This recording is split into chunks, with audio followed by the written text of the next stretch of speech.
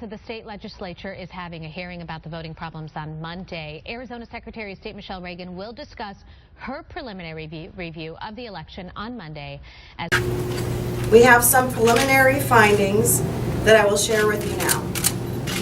The most obvious being, did our office know that there were only going to be 60 polling places in Maricopa County? Yes. Did our office at any time reach out to Maricopa County to advise them that that was not enough polling locations? No. Does our office have the statutory authority to advise or direct the counties on polling locations or numbers? No.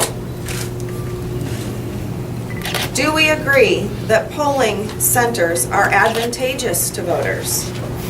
Yes. Yavapai County, Yuma County, Cochise County, Graham County, and the City of Phoenix have all used polling centers versus specific precinct-based polling locations, and it has been wildly successful with voters. One thing we have discovered is that some of these counties carefully eased into the concept of vote centers by doing extensive studies first and adjusting gradually. This was also learned from Colorado election officials as well. Could multiple lines have been formed in polling centers when the lines became long?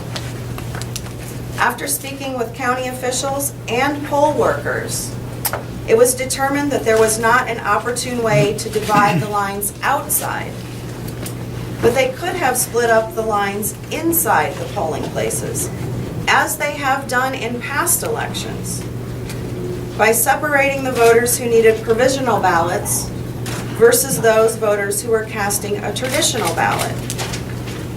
And in order to accomplish this, polling centers would most likely need drastically more e-poll books to check in voters. And that brings me to another area that we're looking at. We've heard of reports of e-poll books working slowly. And this is where we want voter feedback. Each county uses different equipment, and part of a statewide investigation is finding out what equipment, such as e-poll books, worked well in one county versus what didn't work well in another county. What worked well in, let's say, Yavapai or in Yuma, and should that be replicated here? Could additional machines have been brought into polling places at the last minute? This was something that was also brought up. Each machine is required to be tested prior to the election. And we've heard of no evidence so far that the bottleneck was caused by the actual machines that count the ballots. Could emergency polling locations been opened? The counties could have planned for this as a contingency. A polling place would need to have been AV compliant and added to a county's insurance certificate, and ample parking would need to have been assessed. There would need to have been alternative poll workers recruited and also trained in advance for emergency locations. And so far we have seen no evidence as of yet that there were any spare poll workers in reserve. Our office is also not leaving anything off the table. As election officials, we are all in this together. And what that means is if there's something in this office, the Secretary of State's office, that we could have done better, I want to know about it so that we can fix it. And we have found some things over the past couple of days where we could have performed better too. First, one of our polling place locators was not working consistently. We have two websites where there are polling place locators. One is on the Secretary of State website. That one was working as planned. The other one is on a vendor site called VoterView. That one was not working. We are working with our vendor to make sure their system matches our system. Second, in talking to voters, we now know that if voters try to confirm their registration status on VoterView, the system could not find them.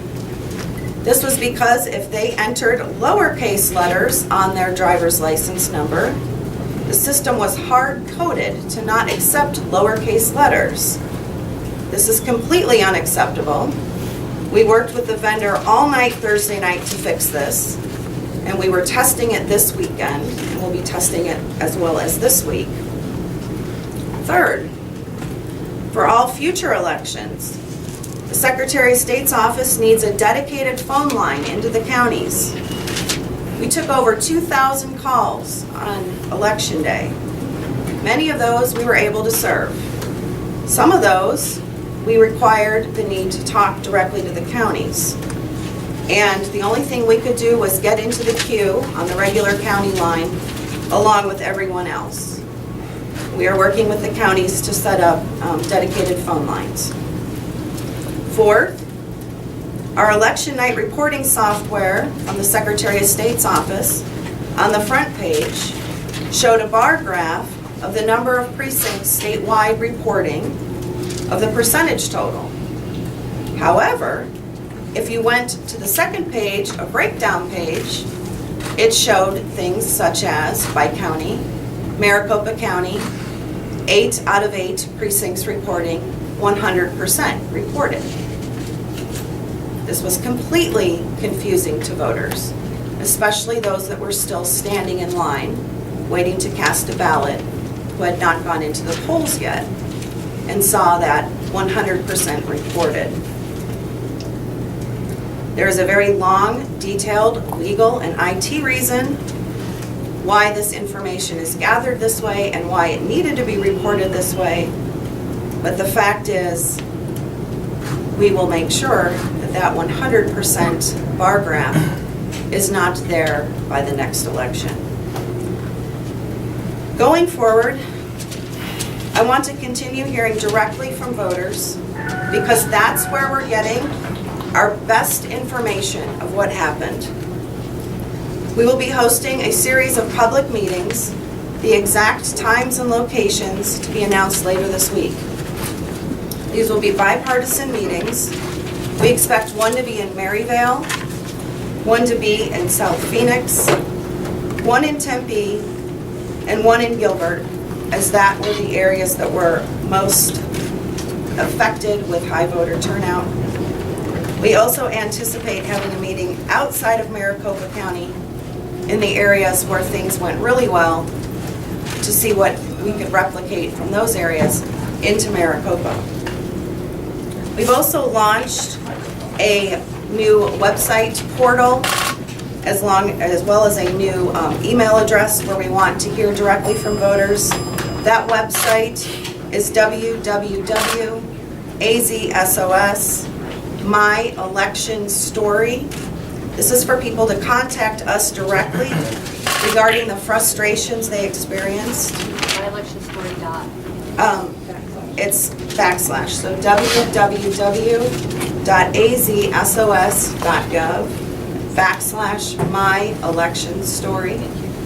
They can also access it at MyElectionStory@azsos.gov.